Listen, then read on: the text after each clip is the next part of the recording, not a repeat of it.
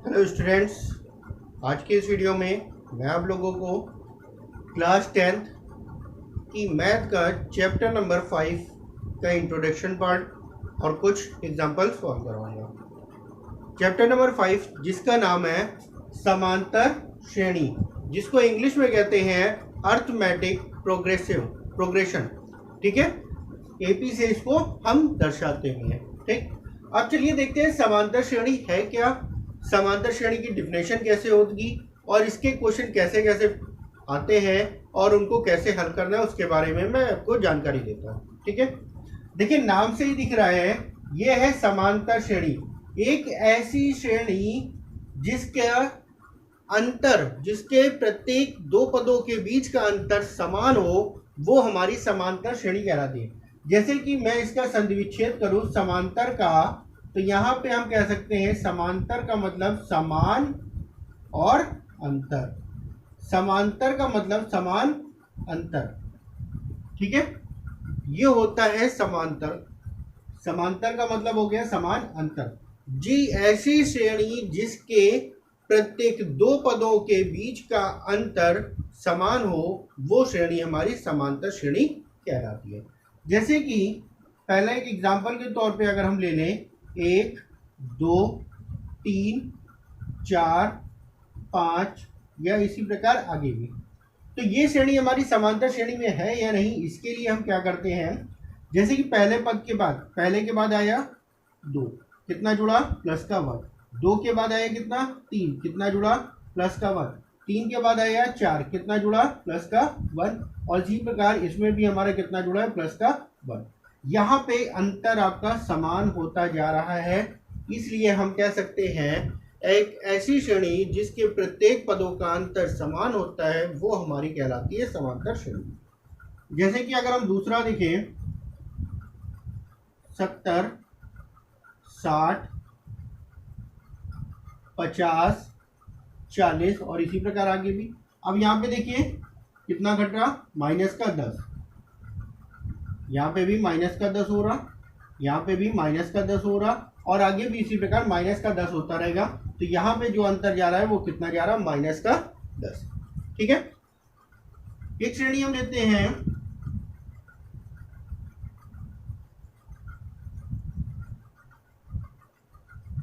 और दूसरी श्रेणी एक लेते हैं,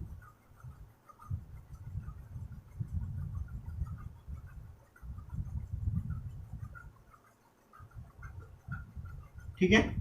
अब यहाँ पे देखिए कितना जुड़ा है, प्लस का 2 हो रहा, यहाँ पे भी प्लस का 2 हो रहा, और यहाँ पे भी प्लस का 2, सब अंतर समान है।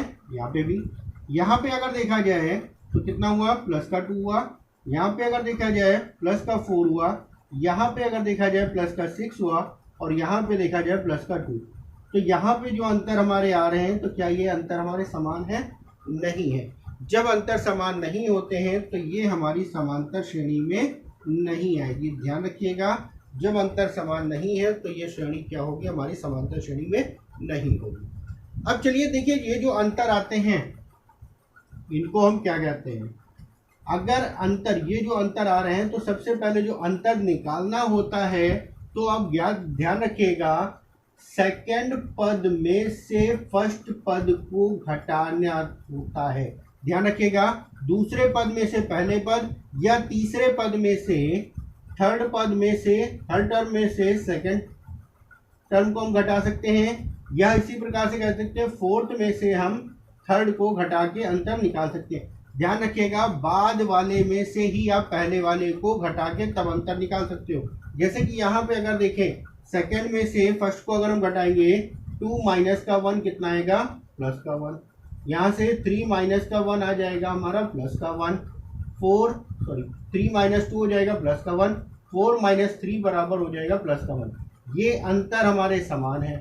ठीक है, अगर हम इसके बाद ये वाली श्रेणी लें, तो इसमें भी हमने बताया, जैसे सेकंड में से फर्स्ट अगर आप घटाओगे तो 60 में से घटाओगे कितना, 70, तो यहाँ पे जो आंसर आएगा माइनस का 10 हो जाएगा।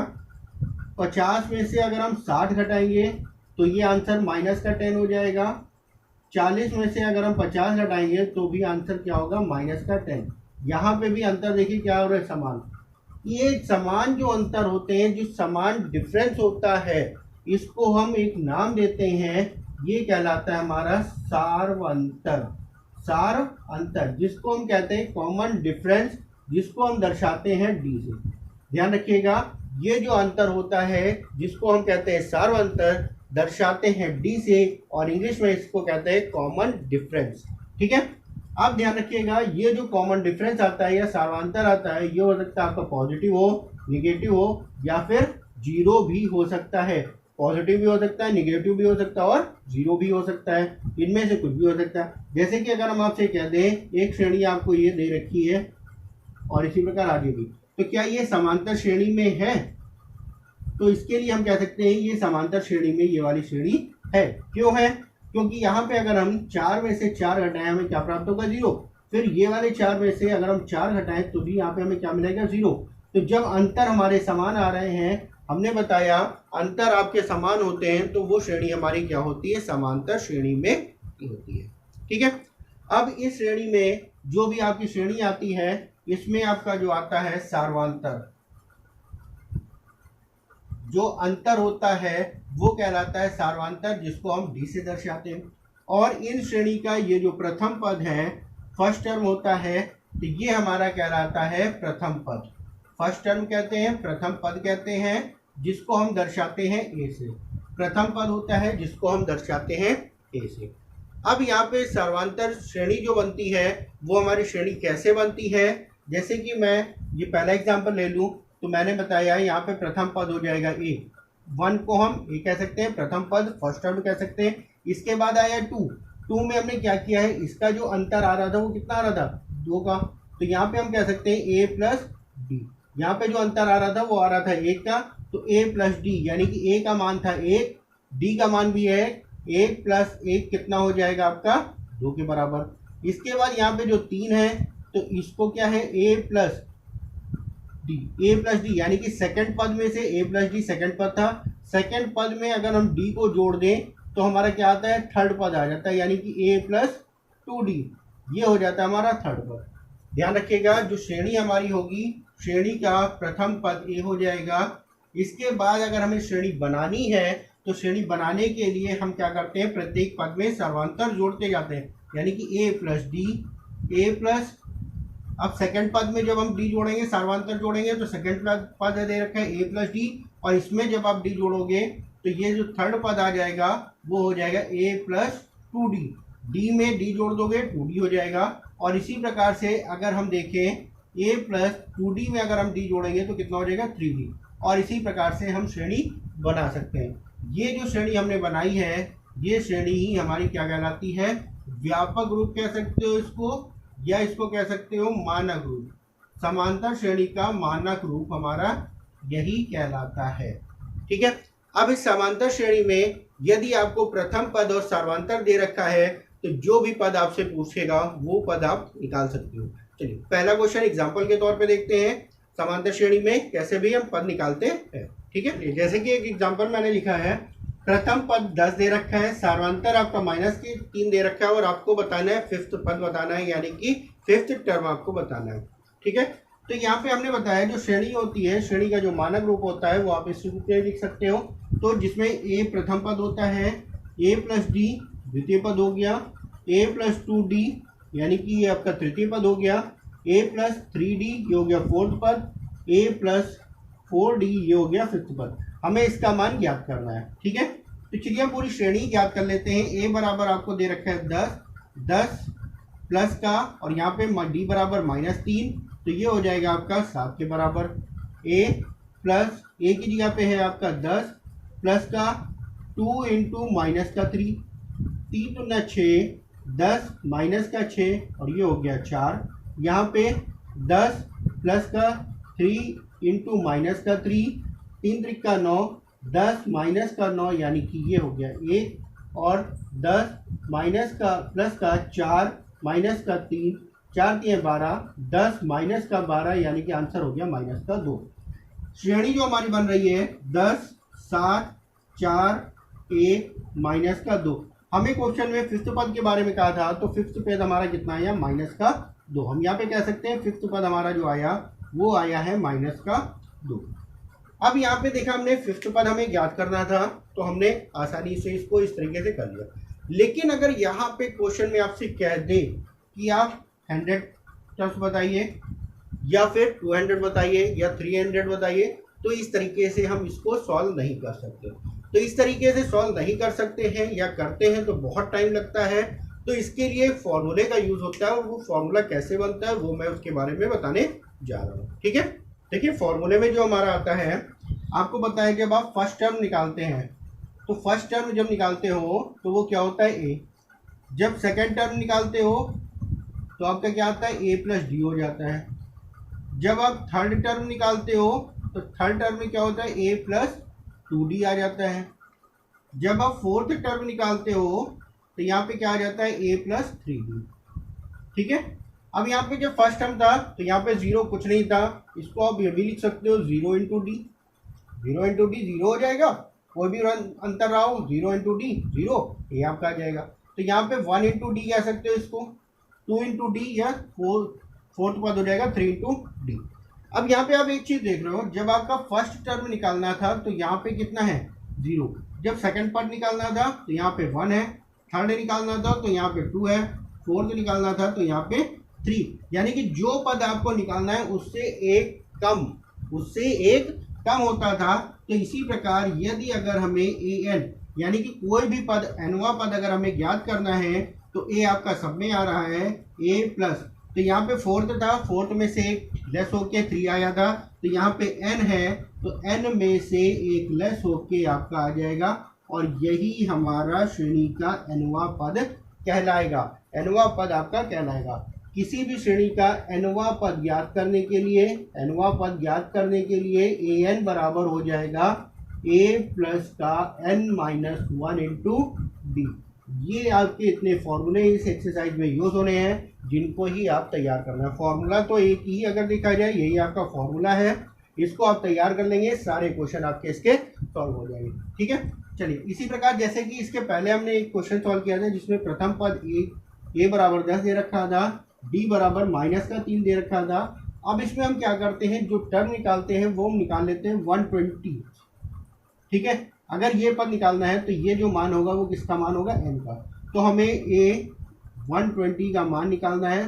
तो यहाँ पे फॉर्मूले में n की जगह पे क्या हो गया 120 हो गया, तो a plus 120 minus 1 into D, तो ये हो जाएगा a की जगह पे 10 प्लस का इन दोनों का अंतर हो जाएगा 119 इंटू माइनस का 3, तो ये हो जाएगा 10 प्लस माइनस इसका गुणा करेंगे 357 और दोनों का जब अंतर करें तो माइनस का 347, और यही आपका आंसर प्राप्त हो जाएगा।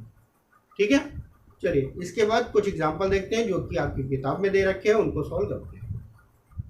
चलिए जैसे कि पहला एग्जांपल आपकी किताब का दे रखा है, एग्जांपल नंबर 1, 3/2 माइनस का 1/2 माइनस का 1/2 माइनस का 3/2 का प्रथम पद और सर्वांतर आपको ज्ञात करना है। तो प्रथम पद के बारे में आपको पता है, प्रथम पद क्या होता है, जो श्रेणी का प्रथम होता है, फर्स्ट होता है, वही हमारा प्रथम पद हो गया, यानी कि 3/2। सर्वांतर आपको पता है, डी का जब आप मान निकालते हो तो लगातार पिछले वाले पद में से उसके पहले वाले पद को घटा के आप निकाल सकते हो। 1/2 माइनस का 3/2। एलशियम इसका ले लेंगे, एलशियम हो जाएगा 2, हर समान है तो 2 हो जाएगा, 1 माइनस का 3, यानी कि ये हो जाएगा माइनस का 2/2। इसको सॉल्व करेंगे तो ये हो जाएगा माइनस का 1, और यही हो जाएगा आपका डी का मान। ठीक है, इसके बाद सेकंड जो एग्जांपल है उसमें 4 क्वेश्चन आपके दे रखे हैं। इन क्वेश्चनों में आपसे पूछा है कि इनमें से कौन सी समांतर श्रेणी में है, और अगर नहीं है तो कोई बात नहीं, अगर है तो उसके अगले 2 पद आपको ज्ञात करने हैं। ठीक है, तो हमने बताया था आप लोगों को कि समांतर श्रेणी में यदि कोई पद आता है तो उसका सर्वांतर बराबर होता है। अगर सर्वांतर बराबर नहीं है तो वो समांतर श्रेणी में नहीं होगा। जैसे कि इसका पहला क्वेश्चन हम सॉल्व करें तो पहले क्वेश्चन में जो श्रेणी आपकी दे रखी है उसमें सर्वांतर निकालने के लिए हम क्या करेंगे, 10 माइनस 4 यानी कि हो गया 6। इसके बाद 16 माइनस का 10, ये हो गया आपका 6। उसके बाद 22 माइनस का 16, ये भी आंसर आ रहा है 6। जब ये अंतर हमारा समान है तो ये हम कह सकते हैं समांतर श्रेणी में है। ये आपकी जो श्रेणी दे रखी है समांतर श्रेणी में है। अब आपको क्या बताना है, इसके अगले दो पद बताने हैं। तो यहाँ पे 22, देखिए सब में कितना जुड़ता जा रहा है, 6 जुड़ता जा रहा। तो 22 में यदि आप 6 जोड़ दोगे, 22 में 6 जोड़ोगे तो आपका आंसर हो जाएगा कितना, 28। अब 28 में +6 कर दोगे तो आंसर हो जाएगा आपका 34। और ये हो गया आपके अगले दो पद। ठीक है। इसी प्रकार सेकंड क्वेश्चन में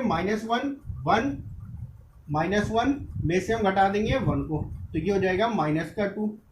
इसी प्रकार -3 में से माइनस करेंगे तो -1, यानी कि 3 -3 +1, ये हो जाएगा -2। -5 में से माइनस करना है -3, तो ये हो जाएगा -5 +3, यानी कि -2। देखिए यहाँ पे भी अंतर क्या हो रहा है, तीनों अंतर हमारे समान आ रहे हैं। तो ये श्रेणी भी क्या होगी, समांतर श्रेणी में आएगी। इसको भी हम समांतर श्रेणी में कह सकते हैं। अब अगले दो पद हमें ज्ञात करना है, तो हम क्या करेंगे, इसमें -2 हम जोड़ देंगे। क्या जोड़ेंगे, -2, 5 2 7, यानी कि अगला जो पद होगा वो हो जाएगा -7। इसके बाद जो पद आएगा -7 में 2 जोड़ देंगे, यानी कि -9, ये हो जाएगा। ठीक है। अब इसमें अगर हम देखें तो ये -2 है, तो 2 माइनस किया गया है, -2, यानी कि ये हो जाएगा आपका 4 के बराबर। उसके बाद -2 माइनस करना है 2 को, ये हो जाएगा -4। अब यहाँ पे देखिए पहले जो अंतर आ रहा था वो +4 था, यहाँ पे अंतर क्या है, -4। तो ये अंतर सार्वांतर हमारे क्या है, बराबर नहीं है। जब सार्वांतर बराबर नहीं है तो ये हम कहेंगे एपी में नहीं है। ये वाली श्रेणी क्या है, एपी में नहीं है। नेक्स्ट श्रेणी जो हमारी आ रही है, तो इसमें अगर हम देखें तो इन दोनों को जब आप घटाओगे तो 0 आएगा, इन दोनों को भी घटाओगे तो 0 आएगा। जब इन दोनों को घटाओगे तो यहाँ पे 1 आ जाएगा, यहाँ पे 0, यहाँ पे भी 0। तो यहाँ पे देखिए श्रेणी में हमारा समान अंतर नहीं आ रहा। जब अंतर समान नहीं होता है तो ये भी हमारी समांतर श्रेणी में नहीं आएगी। ठीक है। इसके बाद एक दो एग्जाम्पल आपके और देखते हैं, फिर एक्सरसाइज पे आते हैं। थर्ड एग्जाम्पल आपका दे रखा है। थर्ड एग्जाम्पल में 2 7 12 इस श्रेणी का 10वां पद क्या होगा, ये आपको ज्ञात करना है। ठीक है। तो यहाँ पे इस श्रेणी में देखा क्या रहा है, 2 जो आपका है वो आपका प्रथम पद हो जाएगा, a बराबर हो जाएगा 2। d का मान निकाल लेते हैं। d का मान निकालने के लिए 7 - 2, यानी कि आंसर हो गया 5 का। d बराबर हो गया, और n बराबर आपको दे रखा है 10। तो जो मान निकालना है a110 का मान आपको ज्ञात करना है। a10 का मान आपको ज्ञात करना है। तो a10 का मान ज्ञात करने के लिए a10 बराबर हो जाएगा फॉर्मूला a + 10 - 1 × d। a का मान आपको पता है 2, प्लस 10 में से 1 गया 9, और यहाँ पे d का मान आपने निकाल लिया 5। तो 2 + का 9 × 5 = 45, और 2 आंसर हो जाएगा आपका 47। ये हो जाएगा। इसी प्रकार फोर्थ एग्जांपल आपका जो दे रखा है, कह रहा है 21 18 15 का कौन सा पद -81 होगा। अब देखिए यहाँ पे आपको कौन सा पद, यानी कि n का मान ज्ञात करना है। जरूरी नहीं है कि आपको 10वां पद या 12वां पद, 18वां पद, 100वां पद ज्ञात करना हो सकता है आपको पद दे दिया जाए और आपसे पूछ ले कि ये कौन सा पद है, या इसके अलावा किसी क्वेश्चन में आपसे श्रेणी का प्रथम पद भी पूछ सकता है, या कुछ भी आपसे पूछ सकता है। उसके बारे में जो भी चीजें हैं आपकी, उनमें से कुछ भी आपका पूछ सकता है। ठीक है। चलिए अब यहाँ पे ये जो पद है, ये -81, ये हो जाएगा an बराबर हो जाएगा ये -81। क्यों? क्योंकि यहाँ पे n का मान हमें ज्ञात नहीं है। n का मान हमें ज्ञात करना है। a का मान दे रखा है 21, और d का मान हम निकाल लेते हैं 18 - 21 करके, ये हो जाएगा -3। ये हो गया d का मान। ठीक, मान रख देते हैं। फॉर्मूला आपको पता है an बराबर a + n - 1 × d। इसमें n का मान नहीं मालूम, लेकिन ये nवां पद जो हमें दे रखा है वो -81 बराबर a का मान है 21, प्लस का n का मान मालूम नहीं, n - 1 × -3। ये 21 इधर प्लस में बराबर के दूसरी साइड आएगा, माइनस में हो जाएगा जी। तो ये हो जाएगा -81 - 21 बराबर n - 1, और ये हो गया -3। ये दोनों हमारे माइनस के हैं, जुड़ जाएंगे, ये हो जाएगा 102। -102 बराबर -n - 1 × 3। माइनस से माइनस कैंसिल, 3 का इधर भाग हो जाएगा, 102/3 बराबर n - 1। 3 से काट लेते हैं, 3 त्रिका 9, 3 चौक 12, यानी कि आंसर हो गया n-1 बराबर हो गया 34। तो n बराबर 1 उधर जाएगा, प्लस में हो जाएगा 35। तो ये n का मान कितना आ गया 35, यानी कि ये जो माइनस का 81 दे रखा है वो 35 पद होगा, यानी कि 35वां पद हमारा क्या होगा माइनस का 81। ठीक है, आज की इस वीडियो में इतना ही। नेक्स्ट वीडियो में मैं 5.1 की एक्सरसाइज सॉल्व करूँगा।